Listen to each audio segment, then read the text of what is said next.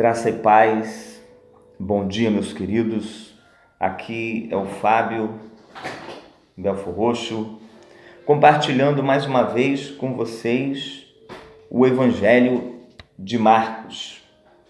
Evangelho de Marcos, estamos aqui no capítulo 3 do Evangelho de Marcos. Amados, nós vamos lendo a palavra do Senhor e vamos ficando cada vez mais impressionados. A palavra, na verdade, ela nos desafia, porque Jesus é aquele que nos desafia. De novo, capítulo 3, versículo 1. De novo, entrou Jesus na sinagoga. Estava ali um homem que tinha a mão ressequida, uma das mãos.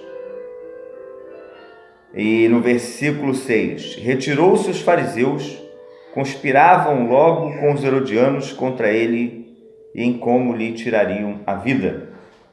Veja bem, Jesus entrou numa sinagoga, um local de reunião, local de milagre, local de bênção de Deus, e na verdade, ali naquele lugar, tinha homens religiosos que estavam olhando Jesus. Aqueles homens eram para desejar a cura do doente. Ou seja, os fariseus eram um bom grupo.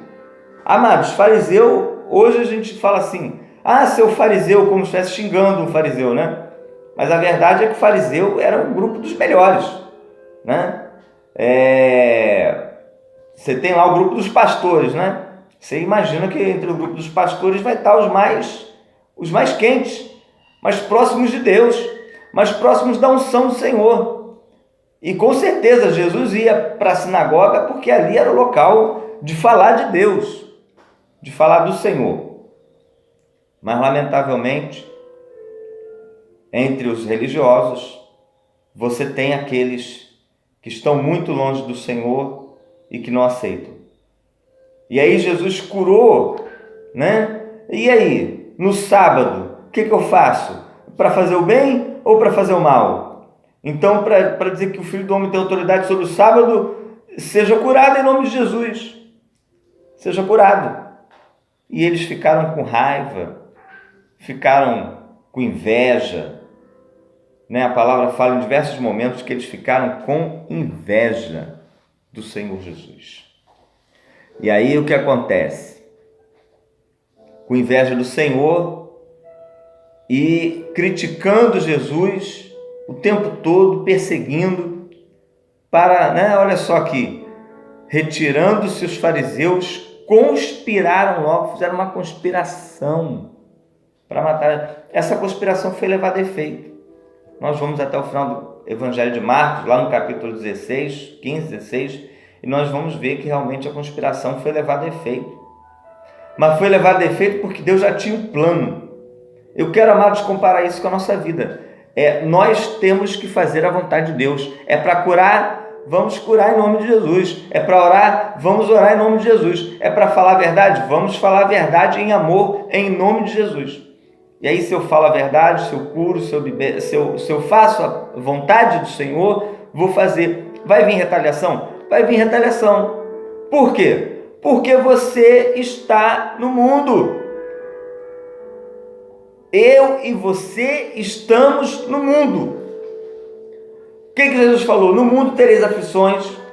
E o que é o mundo? Eu não estou falando do planeta Terra. Eu estou falando do sistema econômico, político, cultural, religioso. Um modo de viver que o diabo governa essa terra.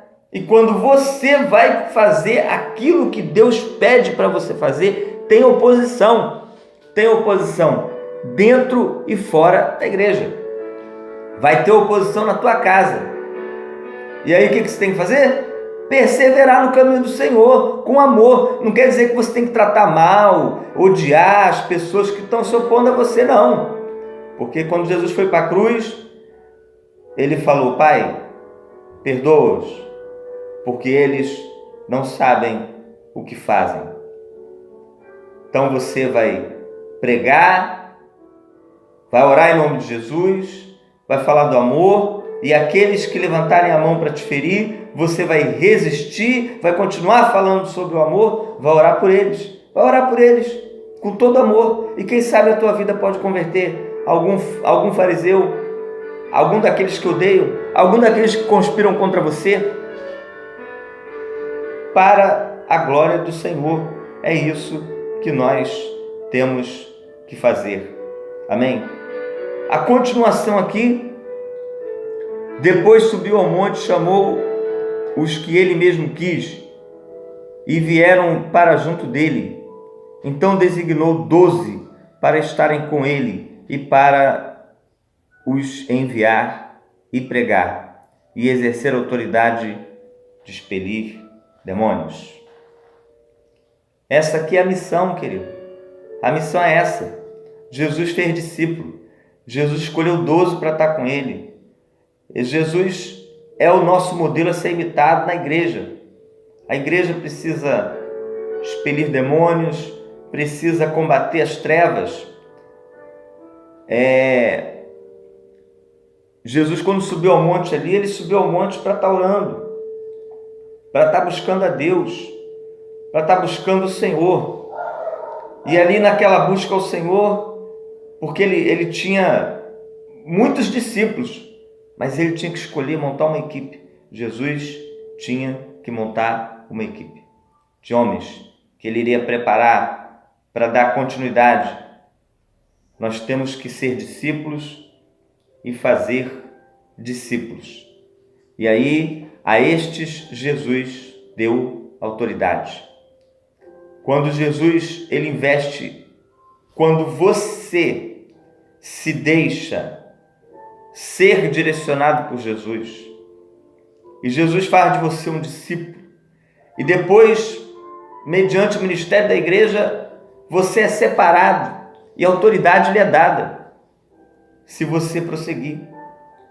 Então nós precisamos prosseguir como discípulos de Jesus para que ele possa nos separar. E ali ele separou aqueles homens para estarem com ele, para andar com ele aqueles 3 anos. Jesus tinha um ministério de 3 anos, queridos.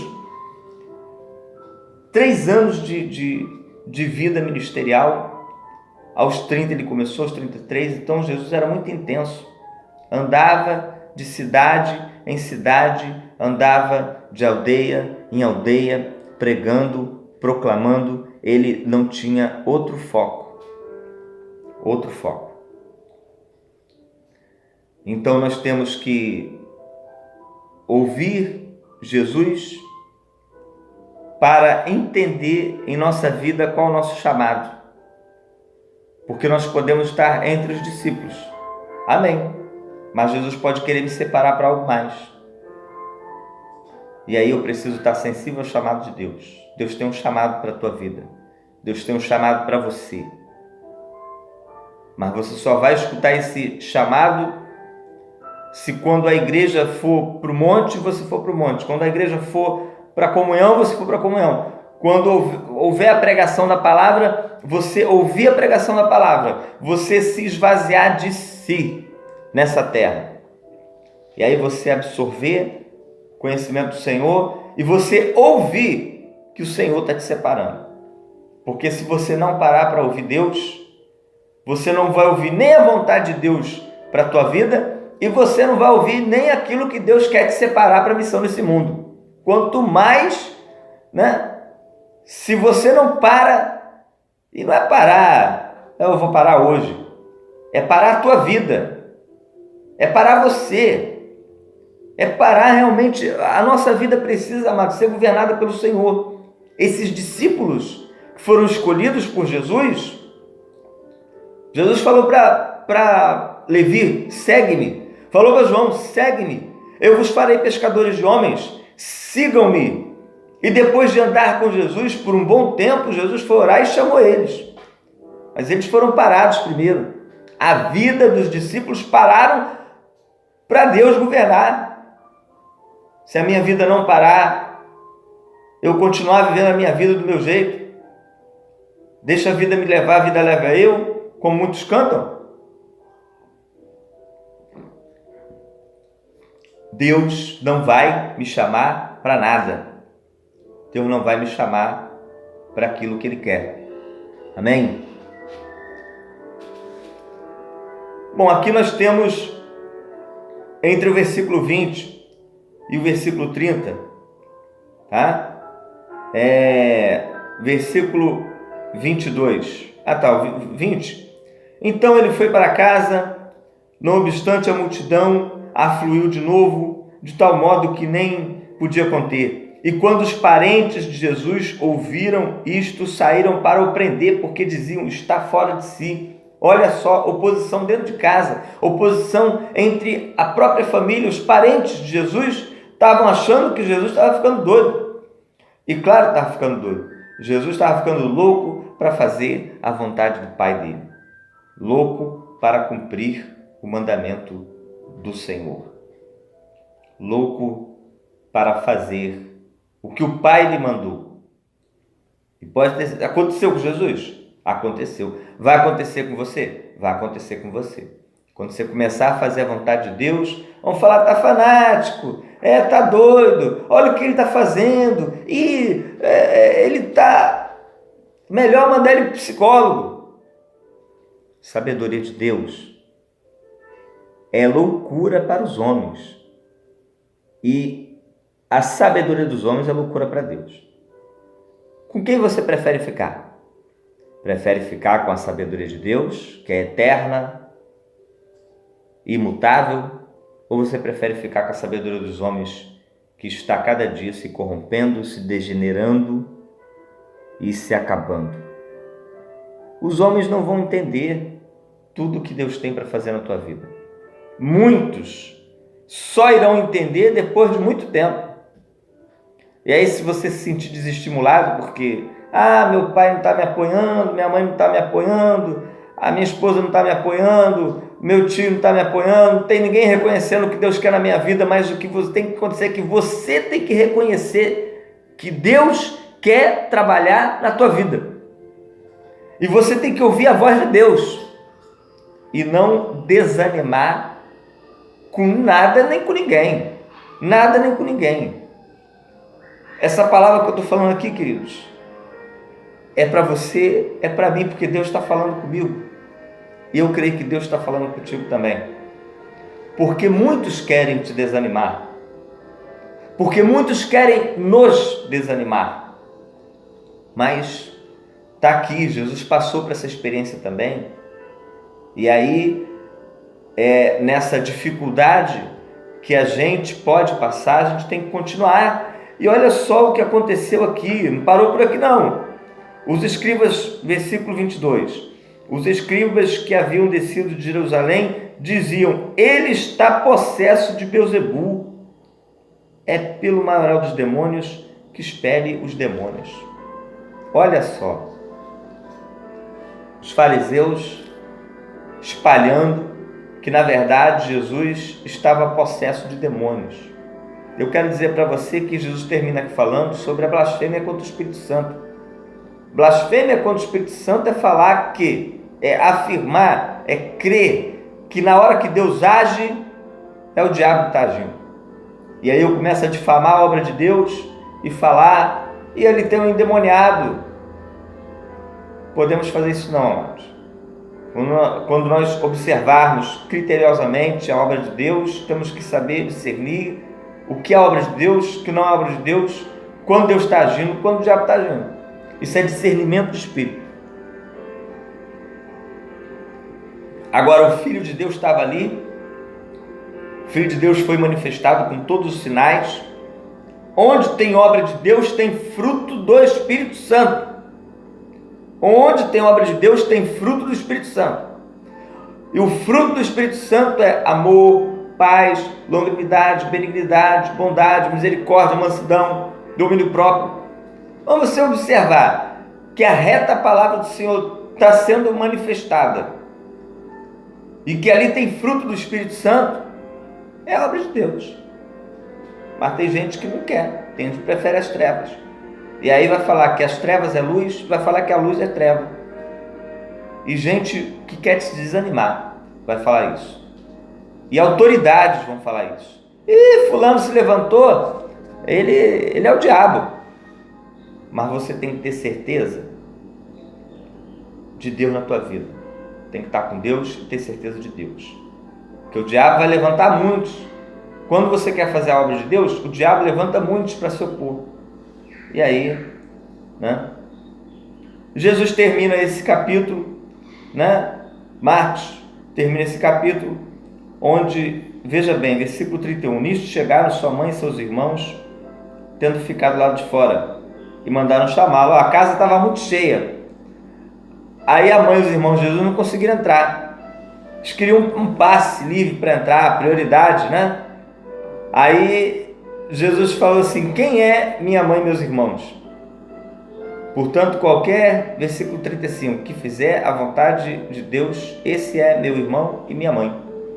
Jesus, não sendo nepotista, não sendo aquele que prioriza os laços parentais, como muitos hoje fazem na política e na religião também, que priorizam seus parentes, Jesus coloca um critério de ouve e praticar a palavra da verdade. Você ouve a palavra? Pratica a palavra? É meu irmão, meu pai, minha mãe. Que nós, amados, possamos ser assim. Que a gente possa realmente desenvolver com a igreja esse senso de família, viver e praticar essa comunhão que nos faz ser mais do que um grupo, que nos faz ser mais do que uma organização, que nos faz ser uma família. Projeto de Deus para a igreja não é que a igreja seja uma organização. Deus quer que a igreja seja uma família e quer que você ame, que você seja ouvinte praticante da palavra e que você ame o ouvinte praticante da palavra tanto quanto você ama a sua mãe, ou seu pai, ou seu irmão. Que Deus, na verdade, Deus sempre faz que o nosso coração esteja aberto para esta palavra, para colocar em prática na nossa vida, para a honra e glória do Senhor, em nome de Jesus.